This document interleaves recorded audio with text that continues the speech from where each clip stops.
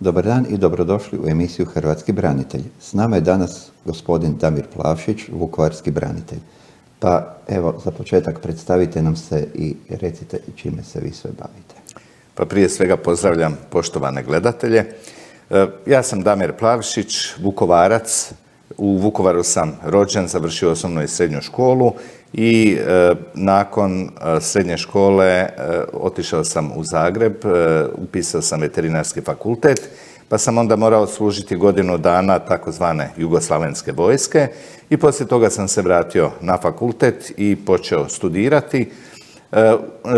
Kada sam položio zadnji ispit na drugoj godini veterinarskog fakulteta, otišao sam u grad Vukovar, priključio sam se našem pričuvnom zboru Narodne garde i stao sam u obranu grada Vukovara. U Vukovaru, u bitki za Vukovar sam sudjelovao od početka do kraja. Borio sam se prvo na Sajmištu, naselje Desna Supoderica, gdje smo čuvali zapadni ulaz u grad Vukovar, potom na Priljevu i na kraju u Borovu naselju. Nakon pada Borova naselja 20.11.1991. godine odvedeni smo svi u srpsko zarobljeništvo. Prošao sam 3 srpska logora, Stajićevo, Niš i Sremska Mitrovica. Nakon razmjene 27.3.1992. godine došao sam u grad Zagreb. Tu sam se sastao sa nekoliko članova svoje obitelji. Za oca još uvijek nismo znali gdje je, kasnije smo saznali da je ubijen na Ovčari. Odmah drugi dan po dolasku u Zagreb vratio sam se na fakultet, nastavio studirati 3. godinu. Otišao sam u studentski dom, tamo sam živio, nisam htio u ova prognanička naselja jer sam dobio studentsku sobu, nekako mi je tamo bilo među mladima bilo zgodnije. Željeli ste se distancirati zapravo izgleda od svoje prošlosti ratne ili jednostavno početi mirnodopski život od nule? Pa znate šta, ja sam shvatio da te 92. godine već je rat nekako bio stao. Mislim da je već došao UNPROFOR, nisu se odvijale nekakve značajnije akcije i smatrao sam da imamo Hrvatsku, obranili smo Hrvatsku, jeste da je još bio dio nje okupiran, nadao sam se da će se to riješiti vremenom i zaključio sam da treba ići dalje. Znači, trebamo sada obnavljati tu našu domovinu, koju smo obranili, a ja mogu doprinijeti u tome smislu da završim svoj fakultet i da krenem raditi, jer rat je iza nas. Evo, u tom smislu, da. Ali to nije jedni fakultet zapravo koji ste vi. Vi imate više akademskih stupnjeva, koliko sam vidio. Studirali ste veterinu, diplomirali ste na kraju na agronomiji. Tako je, smjer stočarstvo, da. Znači, vi ste i VSS, inženjer agronomije, studirali ste i ekonomiju, mislim da ste i tu završili. Jeste specijalistički i znanstveni studij i na kraju magistarski rad je ostao napisan, trebao sam ga obraniti i onda mi se dogodila jedna čudna stvar u životu, a to je da imao sam 35 godina, radio sam u glavnom stožeru Oružanih snaga, istovremeno sam studirao na poslijediplomskom studiju na Ekonomskom fakultetu i završio sam zapovjedno stožernu školu koja je tu negdje u rangu magistra znanosti i prvo sam obranio rad u zapovjedno stožernoj školi i sad mi je još ostalo da obranim rad na Ekonomskom fakultetu i otišao sam kod svog personalca u glavnom stožeru i dao sam mu diplomu te završene visoke vojne izobrazbe i on je rekao: Damire, imamo za tebe 2 opcije. Jedna je da te mi pošaljemo u mirovinu po odluci predsjednika Mesića, a tu bi mi mirovina onda bila negdje oko 3 i nešto, a druga je opcija da ti odeš u svoju invalidsku mirovinu zbog ranjavanja, razbijanja u srpskim logorima. Ja sam 60% ratni vojni invalid i mogu vam reći da me to jako pogodilo jer ja sam se trudio zaista da, kako već radim u glavnom zapovjedništvu Oružanih snaga, trudio sam se da svojim ratnim iskustvom, svojim zapovjednim ratnim iskustvom, ali i svojim znanjem koje stičem na ovim fakultetima, trudio sam se nekako doprinijeti razvoju Oružanih snaga i tako da odjednom to nekakvo saznanje da moram sa 35 godina otići u mirovinu, nekako me, mogu vam reći, psihički dosta rastužilo, povrijedilo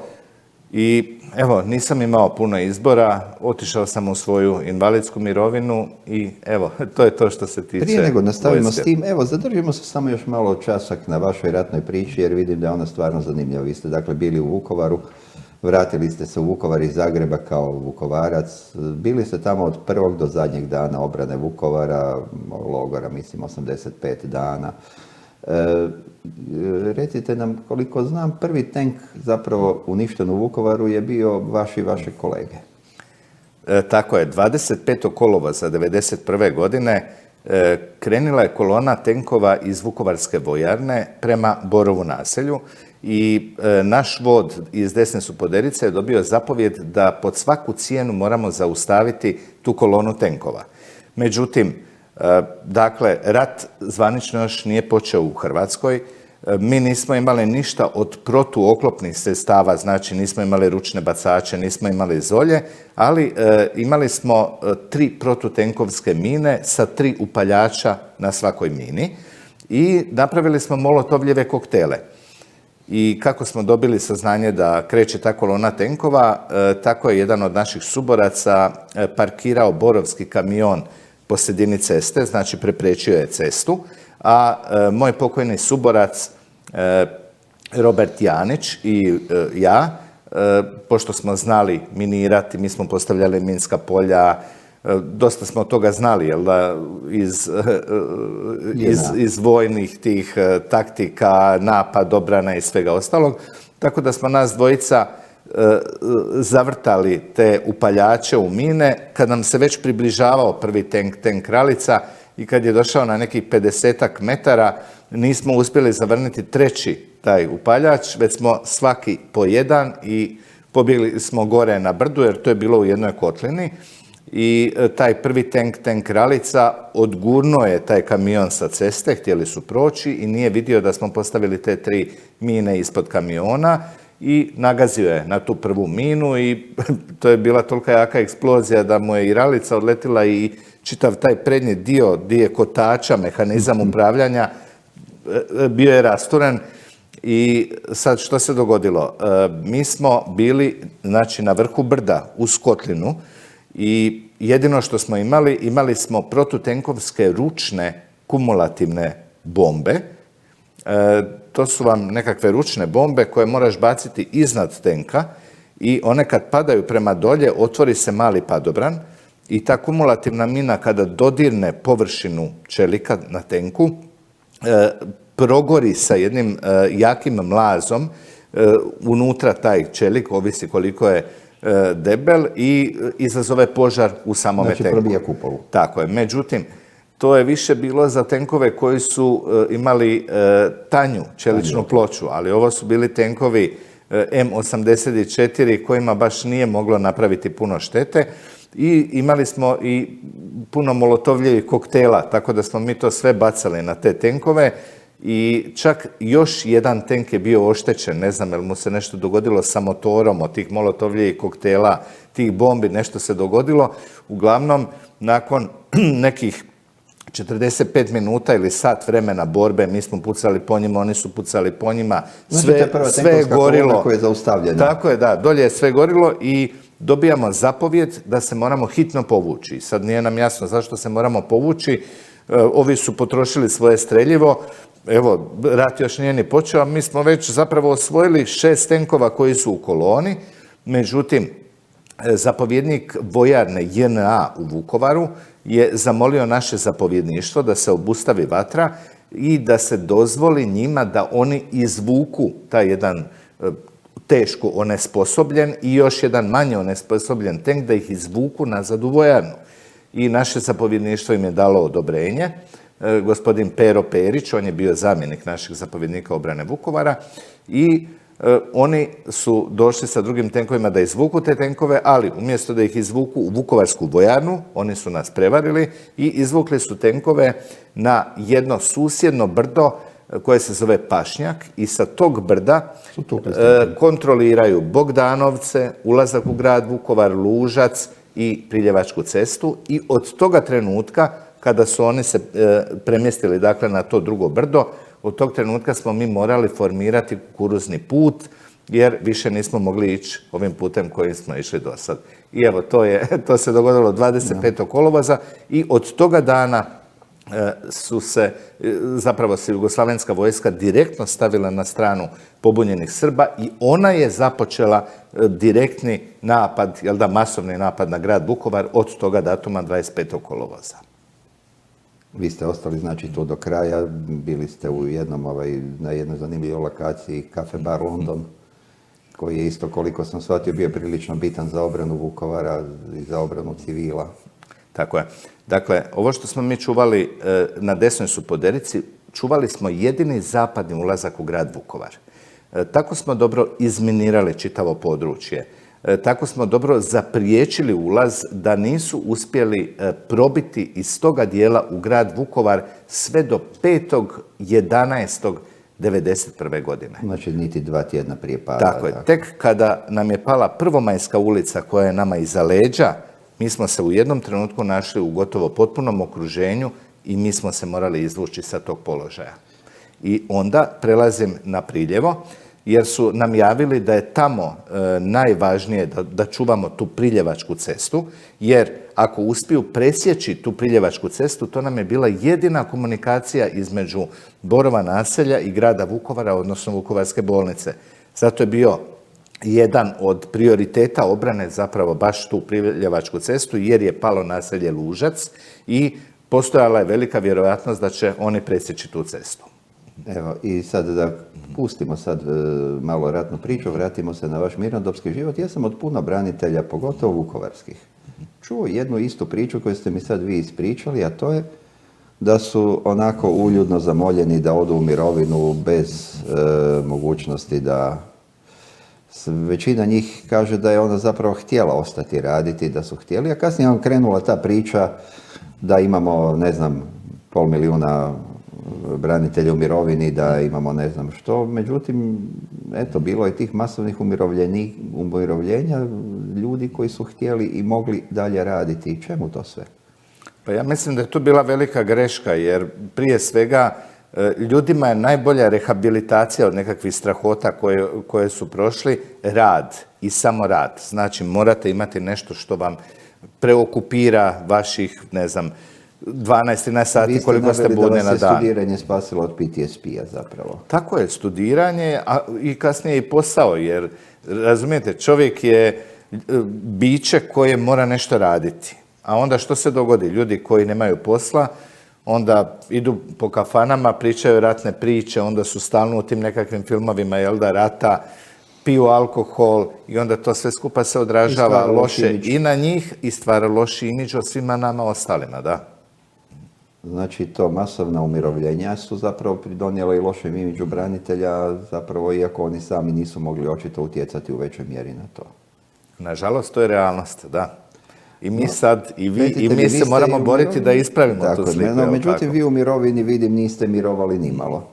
Tako je. Vi ste se osim studiranja, znači, prihvatili pisanja knjiga, organizacije predstava, znači imate jedan svoj određeni cilj i vidim zadnje vrijeme, ali na to ćemo doći, postoji jedan projekt za video igru i brojne druge stvari. No, krenimo redom, znači kada ste se našli u mirovini, vi ste, koliko vidim, prvo vam je bio cilj, vidim, prvo djelovati prema djeci objasniti što se događalo u ratu, no što vas je na to potaklo?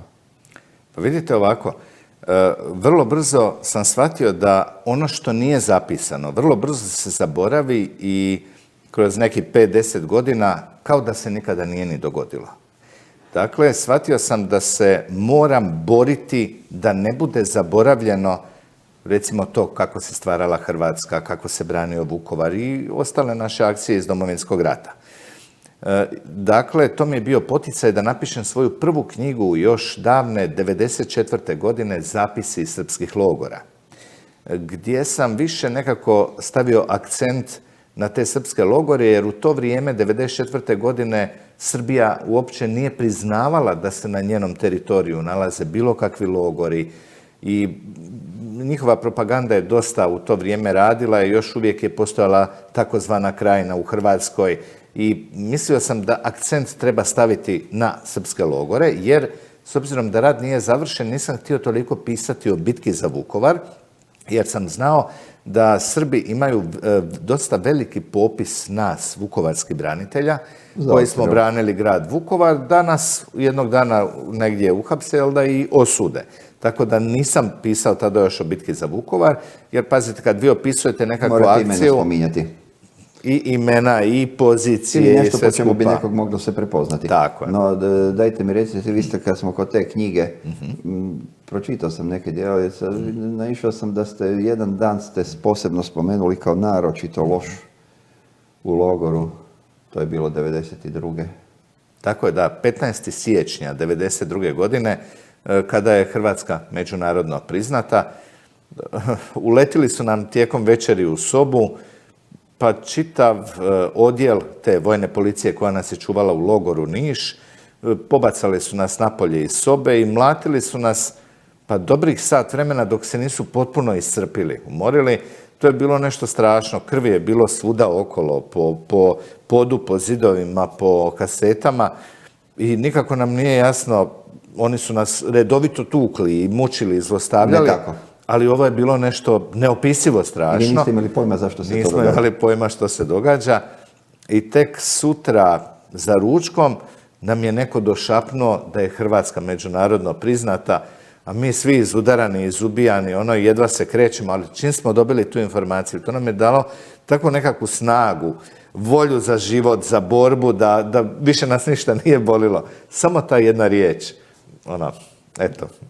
U redu. Znači, po povratku vi ste se aktivirali, nakon umirovljenja vi ste i dalje ostali aktivni, ali htjeli ste posebno među mladima, među djecom, kažete, proširiti te istine o Domovinskom ratu. Sjećam se da ste jednom naveli da u školskim udžbenicima o tome praktički nema ničeg. Vidite, zanimljivo je to što se događalo, dakle, nakon Oluje, nakon oslobađanja Hrvatske, nakon mirne reintegracije Hrvatskog Podunavlja.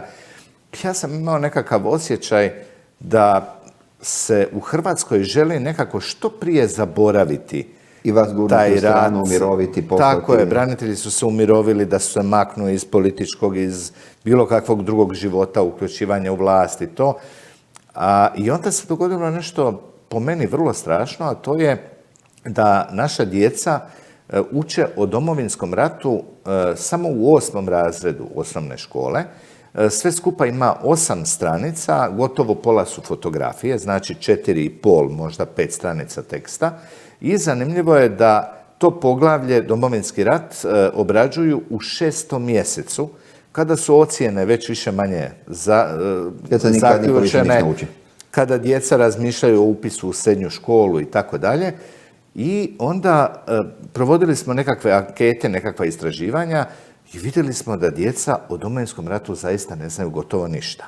To je prvi problem. Drugi problem, djeca i mladi su danas vizualni tipovi i oni puno toga kupe od onoga što dobiju iz medija. A nažalost, mediji, posebno lijevi mediji, branitelje prikazuju kao pijance, kao ljude koji zlostavljaju svoje obitelji. Kad bude koje ubojstvo, odmah prvo piše branitelj je, ubio, pokušao ubiti i tako dalje.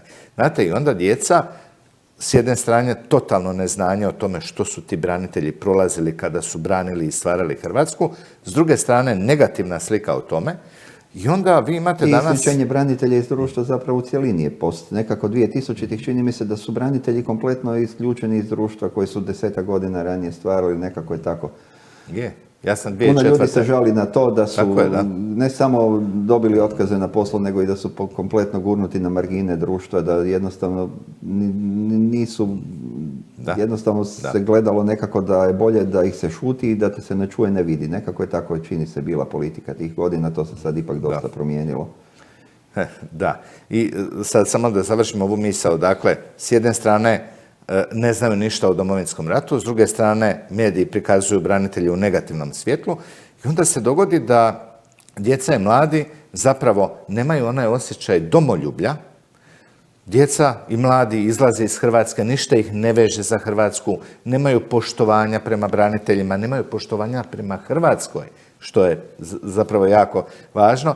I dakle, kompletno jedna velika negativnost koju se mora ispraviti. I onda sam ja razmišljao kako ja kao pojedinac mogu dati svoj doprinos da počnem mijenjati sliku o hrvatskim braniteljima, barem kod djece i mladih. I onda I tu smo sad na onom da ste vi shvatili da su oni audiovizualni tipovi, pa ste se okrenuli drugim medijima od knjiga. Tako je. Dakle, prvi korak što sam napravio, napisao sam ovu knjigu Bitka za Vukovar, ne plaći moji dobri anđele, jer još uvijek mi je ostalo ono, ako ja ne opišem neke bitke koje su se događali, a u kojima sam ja sudjelovao, bit će zaboravljene, kao da se nikada nisu ni dogodile. I onda sam opisao recimo tu akciju uništavanja prvog tenka u gradu Vukovaru, kafe bar London, predaja 20.11. u Borovu, još nekoliko akcija. I sad, napisao sam knjigu i sad krećem od sebe. Prvo, ja osobno ne volim ići na promocije knjiga. Na promocijama knjiga bude nekako dosadno, suhoparno, za jednim stolom stoje, ne znam, urednik, pisac i nekakav kritičar, pa oni sat i po vremena pričaju o knjizi, pa nešto čitaju, pa neko nešto svira. Meni je to dosadno. Svi čekaju kanapeića na kraju. Pa da, jer, pazite, nema interaktivnosti. I sad ja sam razmišljao, ajde, meni su važna djeca i mladi. I sad, ako napravim promociju knjiga, djeca i mladi, ako ja ne volim ići na promocije knjiga, posebno ne vole ići djeca i mladi, dakle to bi njima bilo dosadno, ne bi tu postigao ništa. E sad, djeca i mladi su vizualni tipovi, dakle njih zanimaju filmovi, njih zanimaju društvene mreže, njih zanima nešto što je atraktivno, što je dinamično, a ne statično. I u tome razmišljanju zapravo sam režirao prvu hrvatsku braniteljsku glazbeno-scensku predstavu koju sam nazvao Bitka za Vukovar. To je bilo po vašoj toj prvoj knjizi rađeno? Po ovoj drugoj knjizi, Bitka za Vukovar, jer sam htio kroz vizualni izričaj djeci ispričati priču o tome što piše u knjizi. Dakle, snimio sam 3 filma. Ubacio sam u filmove specijalne efekte. I dok djeca gledaju jedan dinamični, zanimljiv film, zapravo u pozadini se čitaju dijelovi iz knjige, tako da djeca uz tu vizualizaciju slušaju riječi i oni se potpuno udube u tu nekakvu akciju, imaju osjećaj kao da se nalaze u njoj. Sve se odvija u mraku, specijalni efekti, zvučni, svjetlosni, mirisni. Razumijete, baš ono dinamično pravo i djeci se to pokazalo kao jako zanimljivo. I sad još vidim i dosta tih predstava i održano i u Hrvatskoj i ponešto i u svijetu, Švedska i Južna Amerika. Koliko otprilike predstava ste održali? Pa oko 200 predstava u cijelome svijetu, ali što sam htio još nešto reći. Znači, meni je važno uz to da djeca na tim predstavama saznaju o bitki za Vukovar, o Domovinskom ratu, meni je važno da kroz tu predstavu promičem i našu hrvatsku kulturnu i narodnu baštinu. Tako da sam na početku i na kraj predstave ubacio lokalne folklorne sastave. Pa na početku predstave dječica obučena u narodne nošnje odigraju, otplešu, otpjevaju nešto što je specifično za njihov kraj. I sa velikim folklorašima cijela predstava i završava. Znači, želim djecu približiti toj hrvatskoj kulturnoj i narodnoj baštini. I na kraju, što je meni jako važno, a to je, želim kroz predstavu promovirati našu katoličku vjeru. Jer upravo ta naša vjera nam je davala snage dok smo se borili u cijelom Domovinskom ratu. Mnogi su nosili krunicu oko vrata i ta naša vjera i zajedništvo hrvatskog naroda nas je zapravo držalo, davalo nam je hrabrost i čak i junaštvo da napravimo ove neke stvari koje inače ne bismo mogli napraviti. Predstava, koliko sam primijetio, ona ne samo da je besplatna, za uvijek je bila besplatna, to je bilo pravilo, a isto tako i svi koji nastupaju u njoj su volonteri. Tako je, da. A odakle se financirate? Pa vidite, dakle, moj koncept je bio na početku takav da predstava mora biti besplatna jer domoljublje se ne smije naplaćivati. I nekako, dokle god imam snage i zdravlja, trudit ću se da idem okolo i da djeci i mladima pričam priču o bitki za Vukovar i o Domovinskom ratu. Je li ministarstvo što god pomoglo oko toga? Ministarstvo kulture 6 godina je odbilo sve naše projekte.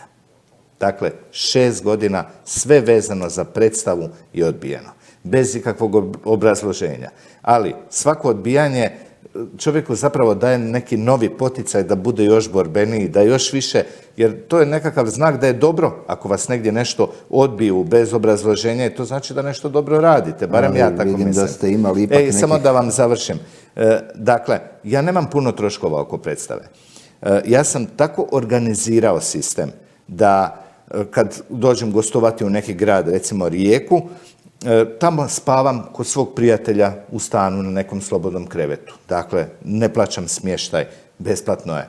Hranu, pojedemo ćevape, ja i on, podijelimo troškove, to je 30-40 kuna. Jedini trošak koji ja zapravo imam jeste što automobilom potrošim benzin i dođem recimo do grada Rijeke.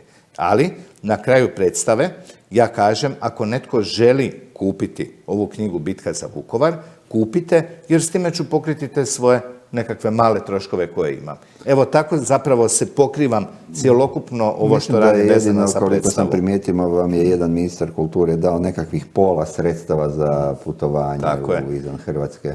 Tako je, to je dok je gospodin Hasanbegović bio ministar kulture prije 6 godina, onda smo se javili na natječaj ministarstva i on nam je odobrio, odnosno Ministarstvo kulture nam je tada odobrilo za projekat zrakoplovne karte za put u Australiju. Mislim, pola iznosa, više se ne sjećam koliko je bilo. Evo, to je ali jedino. Vidim da ste i čim je imali... došla ministrica Nina Obuljen Kožinek, odjednom ništa. Ali za njeno vrijeme ste imali dosta primjedbi, traženo je da je predstava se zabrani od jednog našeg političara. Pa vidite, ova predstava Bitka za Vukovar jedina u Hrvatskoj ima posebnu dozvolu i suglasnost Ministarstva znanosti i obrazovanja i Agencije za znanost i obrazovanja i u tim dozvolama i suglasnostima piše da je to edukativna predstava i da se jedino ta predstava smije prikazivati djeci i mladima. I međutim, kako gostujemo u nekakvom mjestu, tako mnoge ljevičarske udruge, feminističke udruge i naravno Pupovac i njegov SDSS često prigovaraju Ministarstvu znanosti i obrazovanja i traže da se ta predstava zabrani jer oni smatraju da ova predstava u kojoj se iznosi samo istina, dakle samo istina, oni smatraju da ta predstava potiče na nekakvu mržnju jer spominjemo u toj predstavi bradate, smrdljive četnike koji su, ne znam, radili određene scene. Pa to je ono što sam cijelo vrijeme Pupovac se u jednom svom članku u Novostima žali, on je tražio da se vaša predstava zabrani jer se četnike prikazuju u ružnom svjetlu. Da, eto, zamislite.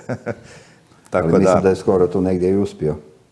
Jeste, skoro su uspjeli, ali evo, hvala Bogu, još uvijek idemo dalje i posebno jer sad sam napisao, završio novu knjigu koja će biti nešto posebno, potpuno drugačija od ove knjige koja opisuje nekakve akcije, isto za koje mnogi ljudi nisu ni znali da se dogodila u bitki za Vukovar. Pisana je u stilu novele, bit će 8 priča i evo sad nekako pokušavam sa urednikom napraviti financijsku konstrukciju jer pazite, treba nekako podići kredit i nabaviti nekakvih 30.000 kuna, pa platiti pripremu za tisak urednika i tako dalje. I evo, kad budemo napravili tu financijsku konstrukciju, knjiga izlazi, nadam se 1. svibnja. Da. Ostajem još časak, znači samo na predstavi, ona počinje znači sa ceremonijom donošenja i dijeljenja vukovarskog svjetla, ali u njoj sudjeluju i djeca koliko sam shvatio, ne? Tako je, u predstava kako su prolazile godine, dakle 6 godina provodimo predstave po Hrvatskoj i svijetu. Posebno u inozemstvu pokazala se potreba da tu glazbeno-scensku predstavu podignem na malo viši nivo, pa sam režirao glazbeno-scenski spektakl koji se zove Plamen vukovarskog svjetla. Bio sam ponukan sa time, jer u mnogim gradovima u svijetu imate hrvatske zajednice koje su u određenim gradovima dosta razjedinjene. Čak klubovi međusobno su posvađani, ne komuniciraju i tako dalje. Ja sam shvatio da bi trebao napraviti nešto da probam povezati ponovo te naše Hrvate u to zajedništvo hrvatskog naroda. I zato sam režirao tu glazbeno-scenski spektakl Plamen vukovarskog svjetla, gdje na samom početku, kada ljudi sjednu u salu, potpuno izgasimo svjetla i u mraku počinjemo puštati odu slobode. I u jednom trenutku kroz taj mrak prolazim ja koji nosim plamen vukovarskog svjetla koji smo podigli, koji smo preuzeli u Vukovaru na memorijalnom groblju, a iza mene idu dječica, folkloraši i svi koji sudjeluju u toj glazbeno-scenskom spektaklu i u rukama nose svijeće. Dakle, mi unosimo u prostoriju taj plamen vukovarskog svjetla i onda u jednom trenutku od tog jednog plamena, jedne svijeće, širimo plamen među svim ljudima koji su u sali, a koji u svojim rukama imaju svijeću. I odjednom iz tog potpunog mraka dvorana cijela počinje blještati u tome svjetlu svijeća.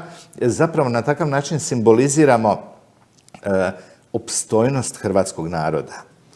Ali Pupovac je rekao da je to govor mržnje, da vam tu predstavlja zabraniti. Tako je, da. I želim ljudima, posebno djeci i mladima, prikazati da je dovoljno samo jedno svjetlo domoljublja toga hrvatskog naroda i kada se on počne širiti, da svjetlo osvijeti cijelu prostoriju, cijeli naš narod.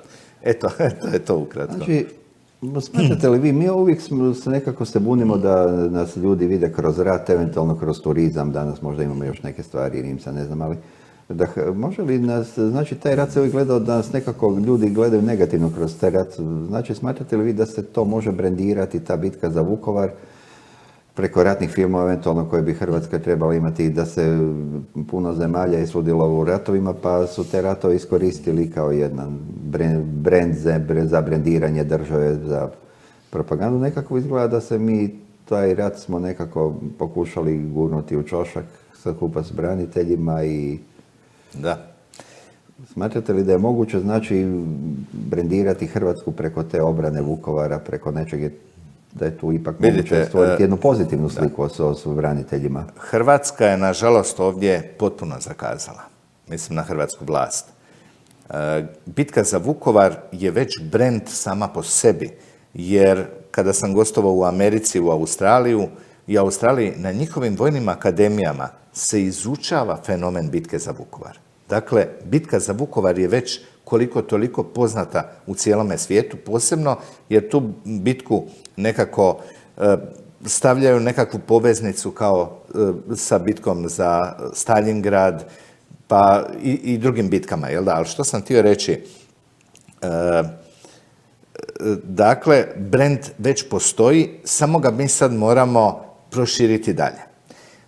Proširiti, pazite, jer, kažem, bitka za Vukovar je zaista fenomen. Mnogima, kad sam bio u Americi, mene su generali pitali, dajte, molim vas, objasnite mi. Maleni grad Vukovar, koji je prije rata imao 45.000 stanovnika. Maleni gradić, punih 88 dana, u potpunom okruženju, branilo je 1863 hrvatska branitelja, koji u rukama imaju više manje pješačko naoružanje. Smijem pitati, kad ste već spomenuli taj broj, prostite što vas prekidam, koliko je danas još živih? Od toga broja, dakle, koji su na početku bili na prvotnom popisu, živo je negdje oko 250 nas branitelja. Koliko je poginulo u Vukovaru? A koliko? Oko 970 je poginulo branitelja samo u bitki za Vukovar. Kasnije je ubijeno i u srpskim logorima i, nažalost, 30 godina je prošlo, puno je naših branitelja umrlo, tako da, evo, po procjeni je oko 250 branitelja živo. I još samo da završimo ovo. Dakle, imali smo mali grad, 1863 branitelja koji u rukama imaju ručno pješačko, protupješačko naoružanje, nešto smo imali na početku protuoklopnog naoružanja, nešto vrlo malo topništva, a napadala nas je neprijateljska sila koja je brojala oko 50.000 neprijateljskih vojnika. Imali su na stotine tenkova, oklopnih transportera, na tisuće komada topničkih i raketnih sustava, helikoptere, zrakoplove, brodove i nisu nas uspjeli 88 dana pokoriti. Razumijete? Dakle, njima je to zaista fenomen. Grad nema prirodne neke prepreke. Nije. Vukovar je na obroncima Fruške gore.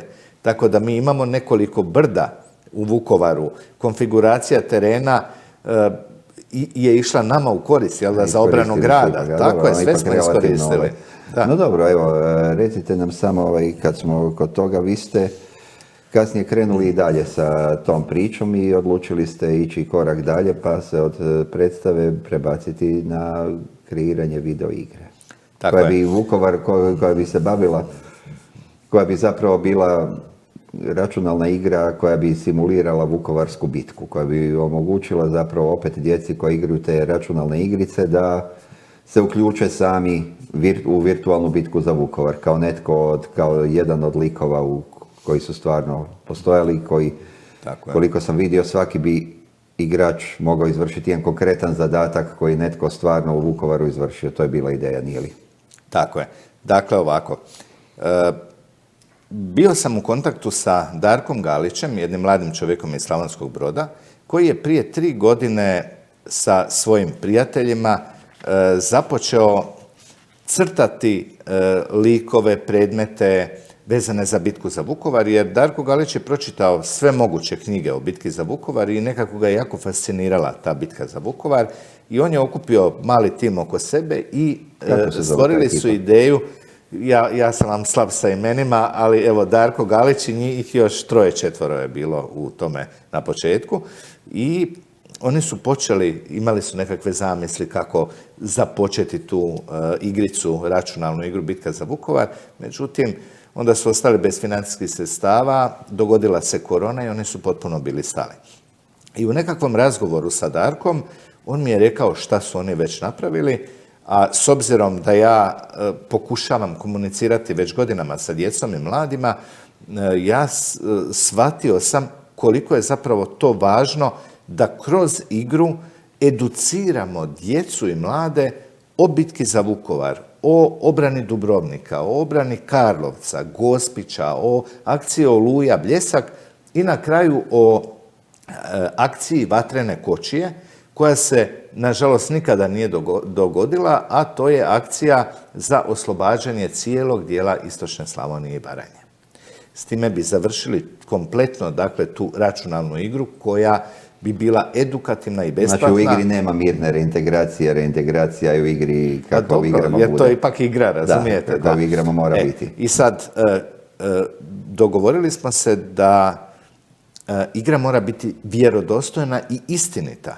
Osobe koje su sudjelovali u određenim akcijama moraju biti nacrtane po fotografijama kako su izgledale 1991. godine. Predmeti, telefoni, televizori, oni stari, sve mora biti kako je bilo 1991. godine. I sad, pozvao sam mlade Hrvate u cijelome svijetu da se priključe u naš tim. Osnovana je udruga Cro Game Devs u Slavonskom Brodu i počeli su se javljati Hrvati iz cijeloga svijeta, ali ja sam odmah rekao da rad na toj igri će biti za početak volonterski, jer nemamo novaca. Dakle, pozivamo sve one koji možete li ovim putem, znači, pozvati nekoga tko je vičan programiranju ili modeliranju? Pozvat ćemo kasnije, ali samo da još ovo kažem. Dakle, pozvali smo mlade ljude koji imaju taj nekakav osjećaj u srcu domoljublja i koji zapravo smatraju da nije najvažnije u životu samo slava, moć i bogatstvo, već da ima nešto i vrijednije od toga, a to je recimo to naše domoljublje, katolička vjera. Dakle, pozvao sam mlade ljude koji smatraju i od srca žele dati neki svoj doprinos u ovom velikom projektu i ovom važnom projektu. Naravno, i ovom prilikom pozivam sve Hrvate koji nam žele pomoći, nažalost volonterski za početak, programere, mlade ljude koji rade u marketingu, crtače, 3D likova i objekata, evo, da nam se priključe, ima nas već negdje oko 30-40, radimo sada na prvom nivou. U prvom nivou započinjemo bitku za Vukovar i na takav način, dakle, igra će biti u stilu igranja iz prvog lica, nešto poput Call of Duty igre, gdje ćete vi na početku dobiti određenu misiju. Dakle, morate izvršiti određeni zadatak. Igra nam počinje sa onim što se točno dogodilo, a dogodilo se to da je 24. kolovoza 1991. godine naš pokojni Luka Andrijanić sa Trocijevcem uništio prva 2 neprijateljska zrakoplova. Znači, vi kada uđete u igru, imate taj zadatak i morate taj zadatak obaviti. Jasno. I to je to. I sad mi samo još recite, pored tih vaših aktivnosti ima još jedan zanimljiv detalj koji sam vidio, to je da ste vi tužili Republiku Hrvatsku. Naime, vaš otac Ivan Zvonimir, je pronađen, on je među prvima ubijenima na Ovčari, se pretpostavljalo, pronađen je na takvoj lokaciji. Kako je to završilo i koji je zapravo bio povod te tužbe? Povod, pretpostavljam, nije bio novac, već nešto drugo. Tako je.